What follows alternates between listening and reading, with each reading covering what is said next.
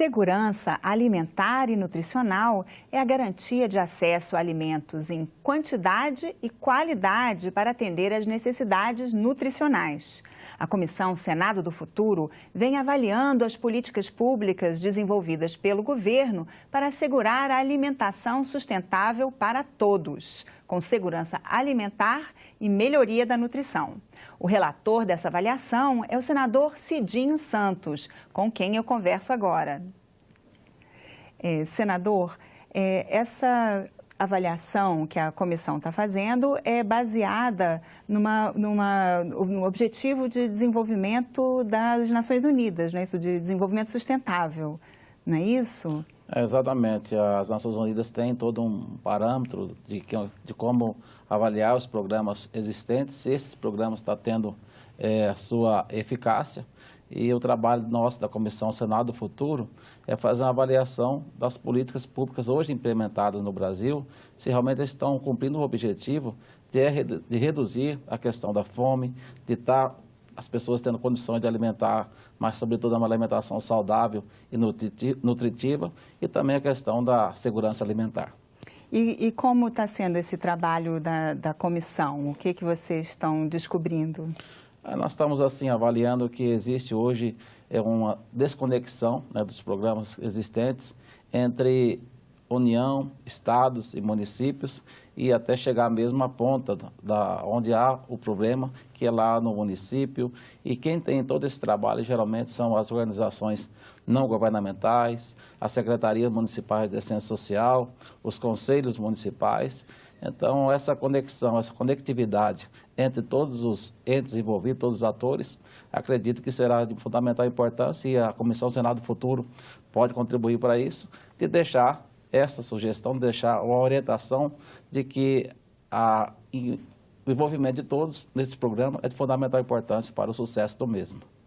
E vocês têm promovido audiências públicas também para ouvir, né, os envolvidos? Quem vocês já ouviram, já trouxeram? A gente tem procurado ouvir as organizações não governamentais que têm programas focados e voltados nesse setor, o Ministério do Desenvolvimento Social e Combate à Fome, ouvindo os governos estaduais, ouvindo os municípios, né?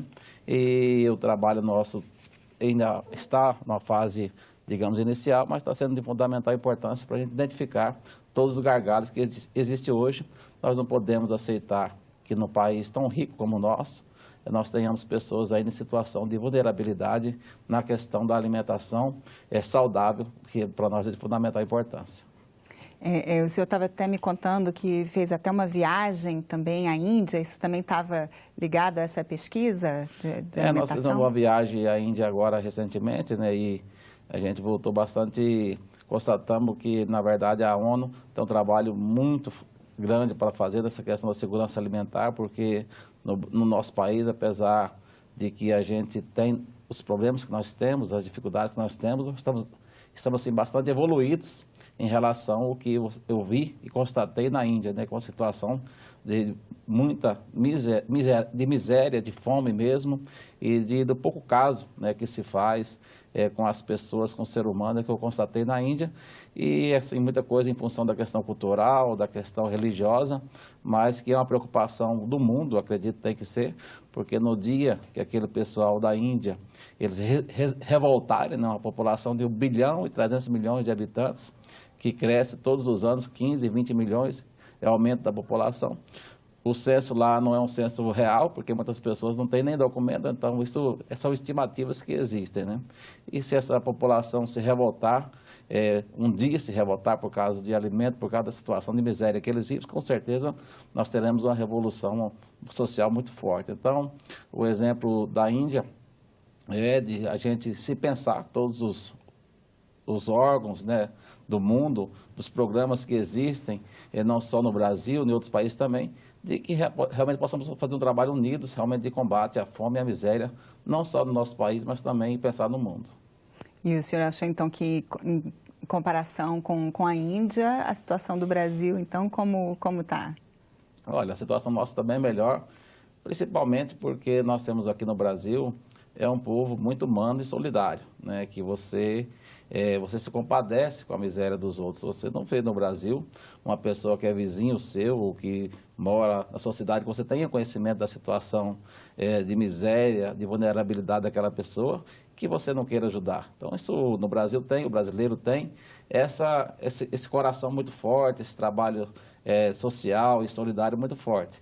Ao contrário do que existe lá. Na Índia, se convivem as pessoas morrendo no meio da rua e as pessoas passando normalmente, não gera nenhuma comoção das pessoas que têm o melhor poder aquisitivo, das pessoas que estão morrendo de fome e eles não têm nenhuma comoção com essa situação. Isso me deixou assim um pouco indignado, entendeu? Então, de toda forma, quando você volta ao Brasil, você fala, olha, eu estou no melhor país do mundo para se viver. No plano de trabalho da comissão, eu vi que estavam previstos também assim, pesquisas pelo Data Senado, enquete do E-Cidadania. Essas pesquisas, esses trabalhos já foram feitos, ainda vão ser? Não, ainda estão sendo feitos, estão sendo desenvolvidos, né, para poder a gente ouvir as pessoas, ouvir os órgãos, ouvir as igrejas. Eu acho que a igreja tem um papel muito forte nisso, tanto as igrejas católicas, como a evangélica também. Então, nós temos que ouvir todas as pessoas que estão envolvidas, que fazem, de alguma forma, um trabalho de voluntário, que talvez, muitas vezes, surge melhor resultado do que, às vezes, o trabalho das políticas que o governo tem implementado e com os políticos do governo com custo muito maior do que o trabalho de voluntariado que já existe no nosso país. Então, é isso que vocês vão querer avaliar nessa pesquisa do Data Senado? Exatamente, avaliar para saber, os programas que existem, eles estão cumprindo os seus objetivos, né, de realmente atender a questão da segurança alimentar, a questão nutricional. Então, são situações que a gente tem que estar acompanhando. Eu tive agora, na terça-feira, em Uberlândia, no lançamento de um instituto que chama Instituto Hortência, que é justamente esse para fazer o acompanhamento, principalmente na criança, na adolescência, no início ali da vida dela, que o professor Augusto Cury, que estava fazendo esse trabalho juntamente com o cantor Léo Chaves, da dupla Lubito e Léo, que ele fala da importância da nutrição e da alimentação nos primeiros anos da criança para o desenvolvimento dela na questão de educação, da questão motora. Todos são trabalhos importantes que já existem e esse trabalho do Instituto Hortência é um trabalho que está sendo feito, liderado por essas pessoas que não tem nada a ver com o governo. E essa questão da nutrição, né, como o senhor até disse, também, porque a qualidade é muito importante, né? Não basta só ter alimento, ele tem que ser um alimento que realmente tenha as propriedades necessárias, como, né, para as crianças se desenvolverem, né? Assim, essa é uma... Nos países, em geral, nos países mais desenvolvidos, um dos problemas é não tem mais fome, só que a nutrição continua sendo muito ruim, né? E o Brasil já está mais ou menos, já está começando a ter esse problema também, né? Até com a obesidade infantil, assim, até doenças, né, de problemas de nutrição, que às vezes não são pessoas que não estão com fome, né? Assim, mas mesmo assim estão malnutridas. Vocês têm encontrado essa situação também, esse problema tem aparecido? Tem aparecido, e é uma situação da questão da nutrição, dos elementos nutricionais, né, que são importantes, e muitas vezes, às vezes, não é simplesmente porque a pessoa não tem condições de adquirir uma alimentação saudável, falta, de repente, orientação, as questões psicológicas que você tem hoje, de que muitas crianças já na adolescência têm problemas fortes de depressão. As informações que hoje chegam de forma muito rápida e muito evolutiva, isso também acaba a gente construindo algumas crianças que não estão muito conectadas com a realidade. Então, é um trabalho sério a ser feito, não só, como você disse, não só da questão de alimentação, mas de alimentar bem, alimentar corretamente, no tempo correto e, sobretudo, que você tenha uma nutrição, uma alimentação que seja balanceada para que dê todos os elementos para que vocês tenham um corpo saudável e, sobretudo, uma mente saudável. Sempre se diz que assim, a dieta tradicional do brasileiro, né, feijão com arroz, uma carne, uma proteína animal, uma verdura, que seria uma dieta super saudável, mas isso tem mudado um pouco, né? Essa cultura vem mudando e muito em função até da própria propaganda de lanchonetes, refrigerantes, bebidas açucaradas, né? Assim, vocês estão avaliando também essa questão da propaganda, da publicidade, de como isso está alterando? É uma preocupação até mesmo na questão você está incentivando esse tipo de alimentação. Hoje, as comidas prontas que se passam na televisão, né, de pizza pronta, pratos prontos, isso realmente é uma vantagem para quem tem a vida corrida, né, mas do ponto de vista da praticidade. Mas uma desvantagem do ponto de vista de você se alimentar bem, nutricionalmente, e também a questão da própria merenda escolar. A merenda escolar, alguns estados e alguns municípios estão totalmente fora do que aquilo que realmente se prevê de que seja uma alimentação nutritiva. Então, é preciso que se volte realmente os olhos para a questão realmente da alimentação saudável, da segurança alimentar, para que a gente possa envolver também os meios de comunicação numa campanha, né, dessa de alimentação saudável e garantir realmente que nós possamos ter futuramente pessoas saudáveis de verdade. Parte do objetivo dessa orientação das Nações Unidas é que até 2030 se dobre a produção agrícola, né? Isso será que é viável, está em rumo de acontecer aqui no Brasil? Olha, o Brasil é um país com melhores condições para que isso aconteça, né? E quando se fala em dobrar a produção agrícola, não está, no caso do Brasil, não está se falando em derrubar matas novas ou abrir novas áreas, porque isso no próprio ODS também fala da questão da preservação ambiental, da preservação do ecossistema, né? Então, o Brasil talvez seja do mundo um dos poucos países que possa dobrar a sua produção sem fazer nenhuma agressão ao meio ambiente, com a abertura de novas áreas, porque o Brasil hoje ele tem aí 60% de sua área preservada, né? Em aldeias indígenas, em cidades, em reservas ambientais, em matas e em matas. Hoje, essa produção nossa do Brasil, de 200 milhões de toneladas, se dá em apenas 8% da nossa área, do nosso território. Nós temos ainda em área para a pecuária, já aberta hoje, que hoje tem pecuária, 25% de áreas já abertas. Então, se você pensar, se você tirar da pecuária 8% e trazer para a agricultura, nós temos a condição de dobrar a nossa produção sem fazer nenhum movimento brusco em relação à questão ambiental. Então, o Brasil, eu tenho certeza que tem todas as condições de realmente dobrar a sua produção até 2030 e cumprir o plano de trabalho estabelecido. Mas aí não vai fazer falta para a produção pecuária, assim, se fizesse... O que a gente avalia é que a pecuária, o desenvolvimento dela é um pouco atrasado em relação à agricultura. Você pensar 10 anos atrás, em 1 hectare você produzia 30 sacos de soja. Hoje, 10 anos depois, em 1 hectare você produz 60, 70 sacos de soja. Na pecuária, há 10 anos atrás ou 20 anos atrás, em 1 hectare você colocava uma cabeça de gado. Hoje nós ainda estamos em 1 hectare colocando uma cabeça de gado. A pecuária não evoluiu como evoluiu a agricultura. Porque existe hoje um trabalho sendo feito muito forte da integração de lavoura e pecuária, né? Isso tem dado certo, e que você possa ser um agricultor, mas também ser um pecuarista. Você planta a soja, colheu a soja, você planta o milho, planta o algodão, colheu, você tem um período ali que você fica ocioso, você planta capim ali e coloca o gado lá. Então, esse trabalho tem sendo feito de forma muito exitosa por alguns produtores do nosso país, e também até a integração de lavoura, silvicultura com pecuária, de que você faz algum reflorestamento em algumas áreas, com eucaliptos, outras atividades, e você coloca a pecuária junto, e isso tem dado certo também. Então, dobrar a produção agrícola do Brasil não vai envolver a abertura de novas áreas, também não vai prejudicar a pecuária, porque a pecuária está pressionada a melhorar as suas tecnologias para que possa produzir mais em menor espaço. Então, isso pode ser feito preservando a natureza?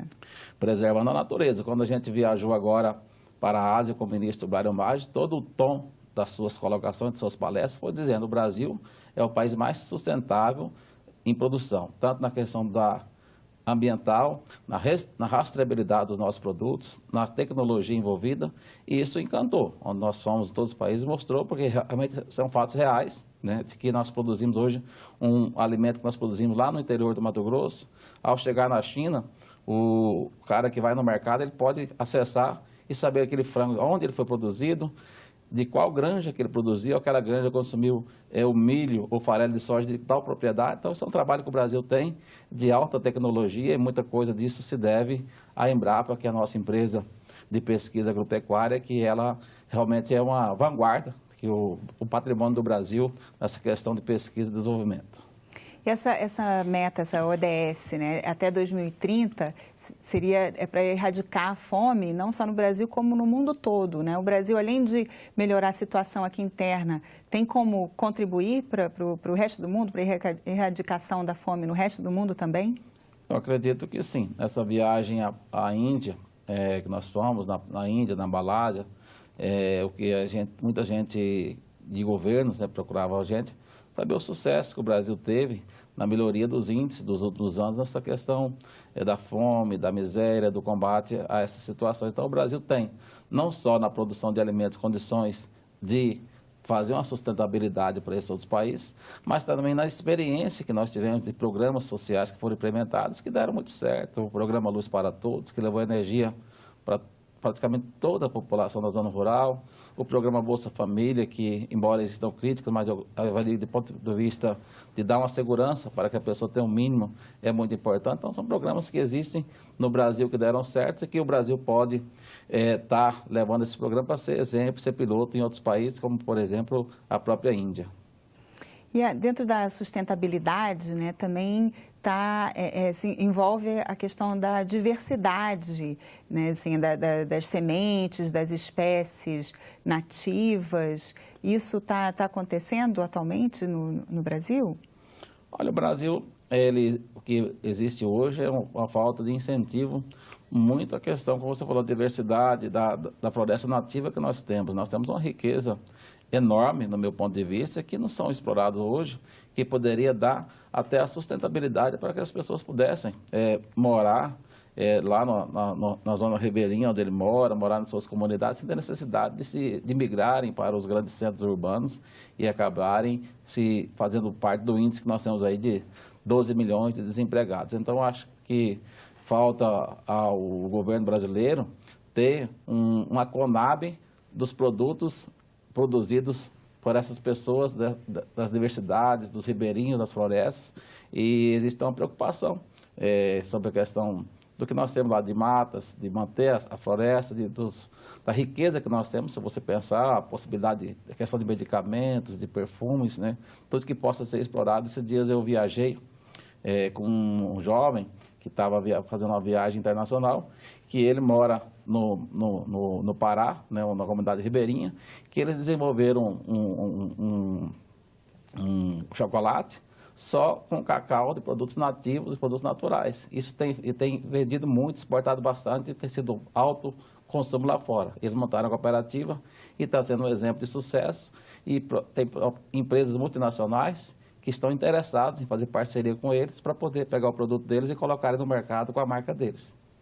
E a produtividade, inclusive a previsão também de se aumentar, dobrar, além de dobrar a produtividade, dobrar a renda, né, dos pequenos produtores, principalmente, né, assim, inclusive eles citam mesmo mulheres, povos indígenas, que seriam, né, os próprios ribeirinhos, que o senhor citou, né, assim, as políticas públicas que a comissão está avaliando, elas tem esse foco? Elas contribuem para isso? Será que até 2030 vai ser possível dobrar a renda dessas populações? Olha, na questão indígena, assim, eu sou muito reticente, porque a questão FUNAI, né?